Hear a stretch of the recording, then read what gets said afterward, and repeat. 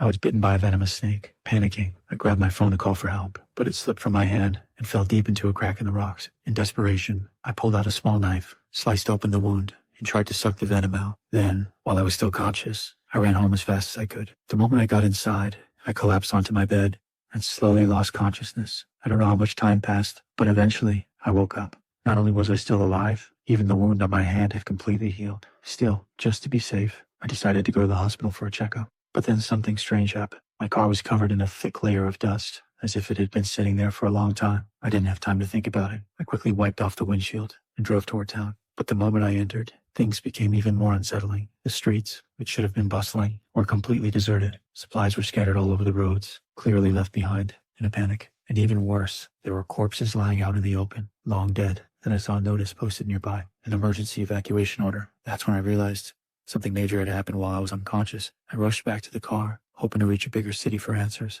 Through a nearby radio broadcast, I finally learned the truth. I had been in a coma for 4 weeks, and during that time, a deadly virus had swept across the world. The infection spread fast, and humanity was nearly wiped out. I drove to the nearest major city, Las Vegas, but all I found there was silence. Though the power grid was still running, the city was eerily empty. The bright neon lights only made the place feel more surreal. I searched for survivors day after day, but found nothing. I was on the verge of breaking down. I floored the gas pedal, ready to end it all. But just then, a stray dog appeared in the middle of the road. Somehow, it had survived the outbreak too, and by pure chance, it stopped me from taking my own life. I decided to take it in and gave it the name Lucky. With a renewed sense of hope, I went to the library and began devouring every book I could on survival, mechanics, medicine, anything to help me live. Over time, I adapted to this post-apocalyptic world. Just me and Lucky, surviving side by side. We lived like that for a year, peacefully, until one day, I spotted smoke rising in the distance.